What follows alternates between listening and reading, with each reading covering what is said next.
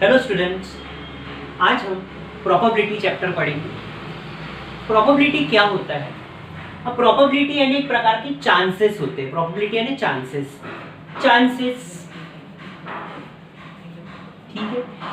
जैसे ये एक सर्टेनिटी होती है। अब हम लोग जैसे फॉर एग्जांपल अभी today there will be rain.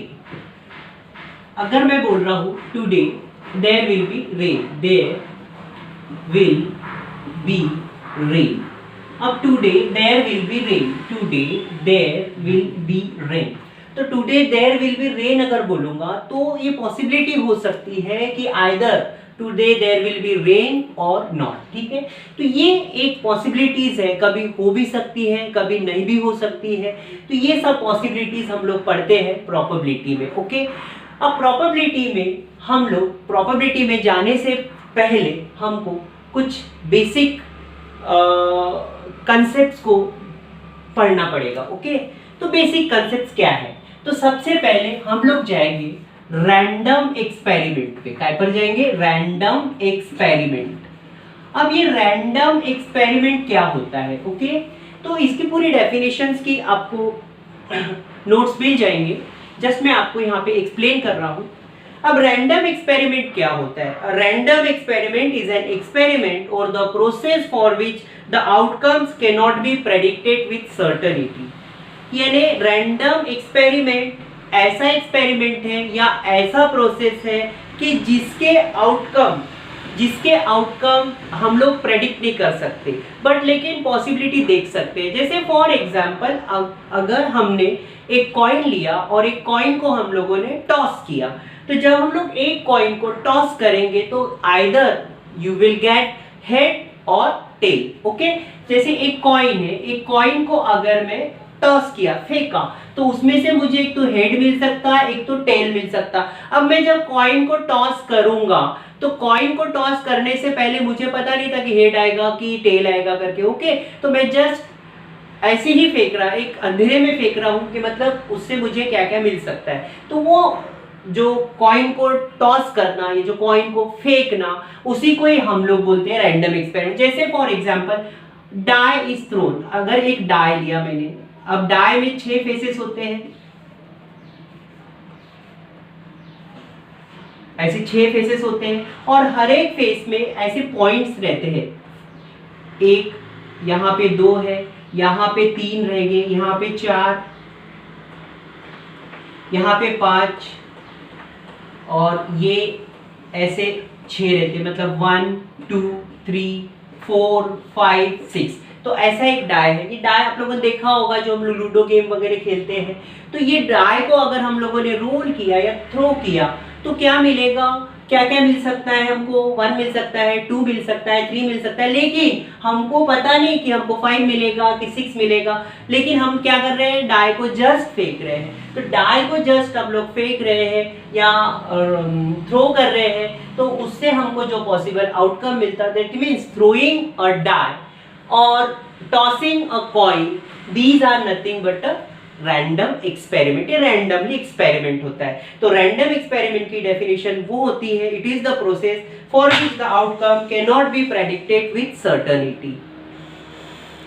ठीक, outcome can not be predicted मतलब अपन सर्टेनली अपन बता नहीं सकते कि ये आएगा या वो आएगा। ओके, तो that is known as a random experiment. Now अब हम लोग देखते हैं रैंडम एक्सपेरिमेंट के बाद उसका जो रिजल्ट आता उसको हम लोग बोलते सैंपल स्पेस। क्या बोलेंगे?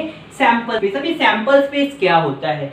जब मैंने एक कॉइन को टॉस किया तो मुझे क्या क्या मिला? हेड और टेल। तो वो हेड और वो टेल क्या हो जाता है? Possible outcomes. अगर एक कॉइन को टॉस किया तो मुझे हेड मिलेगा या टेल मिलेगा। तो जो पॉसिबल आउटकम्स मिला, व्हाटएवर द पॉसिबल आउटकम जो भी मुझे मिलेगा, उसका मैं कलेक्शंस करूंगा और उसका जो कलेक्शंस होता है उसको मैं सेट में रिप्रेजेंट करता हूँ। उसी को मैं क्या करता हूँ? Sample space. जैसे फॉर एग्जाम्पल अब डाई इज थ्रोन। अब अगर मैं डाई को थ्रो कर रहा तो मुझे क्या क्या कलेक्शन मिलेगा, 1 मिल सकता, 2 मिल सकता, 3 मिल सकता, 4 मिल सकता, 5 मिल सकता, 6 मिल सकता। रैंडमली क्या किया मैंने, डाई को थ्रो किया तो रैंडम एक्सपेरिमेंट हुआ, लेकिन मुझे नहीं पता 1 भी आ सकता, 2 भी आ सकता, 3 भी आ सकता, because I am not sure. Okay, 5 भी आ सकता, 6 भी आ सकता, 1 से लेकर 6 तक ही आएंगे। ओके, तो ये पूरे पॉसिबल आउटकम्स है। तो जितने भी पॉसिबल आउटकम्स है उसका जो मैं कलेक्शन करता हूँ उसको मैं सेट में रिप्रेजेंट करता हूँ, उसी को बोलता मैं सैंपल स्पेस। और ये सैंपल स्पेस को हम लोग डिनोट करते हैं कैपिटल एस से। तो इस तरह से हो गया। अगर मैंने अ कॉइन इज टॉस, अगर मैंने कॉइन को टॉस करता हूं तो कॉइन को टॉस करूंगा तो तब मुझे क्या क्या मिल सकता है, एक तो हेड मिल सकता है, एक तो टेल मिल सकता है। ठीक है, तो ये हो गया आपका सैंपल स्पेस। अब बेटा ये सैंपल स्पेस में जो भी नंबर्स है इसको हम लोग काउंट करेंगे। तो इसको हम लोग काउंट करके हम लोग कुछ इस तरह से लिखते हैं, तो इसको बोलते हैं N of S. N of S मतलब number of points in sample space S. N stands for number and S stands for sample space. तो number of sample points in sample space S is equal to 6. अब ऐसे यहाँ पे count कीजिए तो N of S कितना मिला आपको, 2. ओके, तो अंडरस्टूड। तो हम लोगों ने अभी क्या देखा, रैंडम एक्सपेरिमेंट। रैंडम एक्सपेरिमेंट से जो रिजल्ट मिला पॉसिबल आउटकम का उसको हम लोग बोलते हैं सैंपल स्पेस। ओके, नाउ अब ये रैंडम एक्सपेरिमेंट से जो सैंपल स्पेस मिला, अब एक कभी कभी क्या होता है कि मेरी फेवरेबल कंडीशंस है। फेवरेबल कंडीशंस अगर मुझे हेड ही चाहिए, जैसे अगर मान लो मैंने कॉइन को टॉस किया और कॉइन को टॉस करने के बाद जैसे मेरे फ्रेंड को मैंने बोला कि मुझे सिर्फ हेड ही चाहिए, तो हम लोग कॉइन को टॉस कर रहे हैं और टॉस करने के बाद यदि मुझे हेड मिलता है, इफ आई गॉट हेड, अगर मुझे हेड मिलता है तो इसका मतलब वो फेवरेबल हो गया, फेवरेबल आउटकम्स हो गया।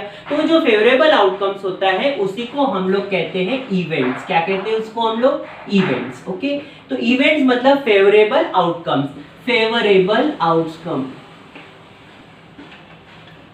फेवरेबल जो भी आउटकम्स रहता है उसको हम लोग बोलते हैं इवेंट्स। ओके, तो बात ये है कि जो इवेंट्स है, तो इवेंट्स में जैसे अब सपोज मान लो मेरी फेवरेबल क्या है,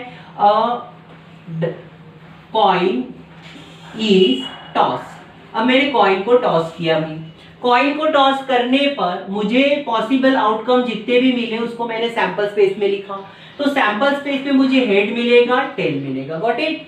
अब इसका number of sample points in sample space यानी N of S equal to 2 हो गया। ओके, अब बेटा यहाँ पे मैं क्या बोल रहा, मेरी फेवरेबल कंडीशन क्या बोल रहा कि उसको मैं डिनोट करता let capital E equal to event of getting head.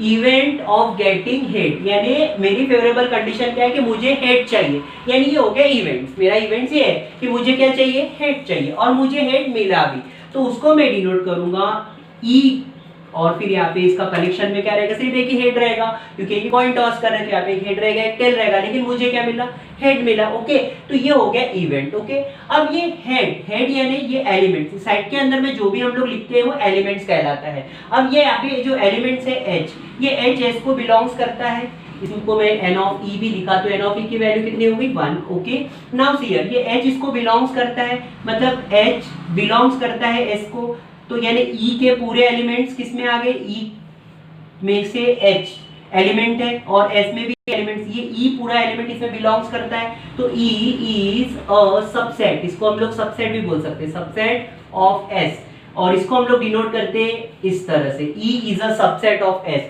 मतलब ई के पूरे एलिमेंट्स एस में प्रेजेंट रहेंगे। मतलब कहने का मतलब अगर ये जो एस है, एस अगर फादर है तो ई क्या रहेगा, उसका बेटा, उसका सन रहेगा, मतलब सन बिलोंग्स करेगा फादर को। ओके, तो इस तरह से इवेंट्स मिला है मुझे, कैसे, सैंपल स्पेस से। तो सैंपल स्पेस से मैं इवेंट्स निकालूंगा। ठीक है, तो हम लोगों ने क्या क्या पढ़ा, रैंडम एक्सपेरिमेंट। रैंडम एक्सपेरिमेंट हमको पॉसिबल आउटकम जो भी मिला उसको हम लोग क्या बोलते हैं, सैंपल स्पेस। फिर सैंपल स्पेस से जो फेवरेबल आउटकम्स मिला उसको हम लोग क्या बोलते हैं, इवेंट्स। ओके, नाउ अब हम लोग क्या करते हैं, ये दोनों का कुछ रेशियोज लेते हैं, दोनों का कुछ क्या करते हैं, रेशियोज। तो अब ये दोनों का कुछ रेशियोज लेते हैं, जैसे ratios of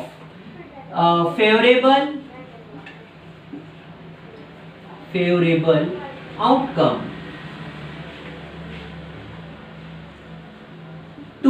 the possible outcome, to the possible outcome, यानी फेवरेबल आउटकम और पॉसिबल आउटकम का अगर हम लोग क्या ले रहे हैं, रेशियो। तो सपोज फेवरेबल आउटकम को हम लोग क्या लेते हैं, ई से, ओके, और पॉसिबल आउटकम को कैसे लेते हैं अपन, एस से। तो इसका नंबर लेने का, और तो इसका जो रेशियोज मिला उसी को ही मैं बोलता P of E. P of E यानी probability of event equal to number of points in events E divided by number of points in sample space, in sample space, okay। तो ये फॉर्मूला हो गया आपका प्रोबेबिलिटी।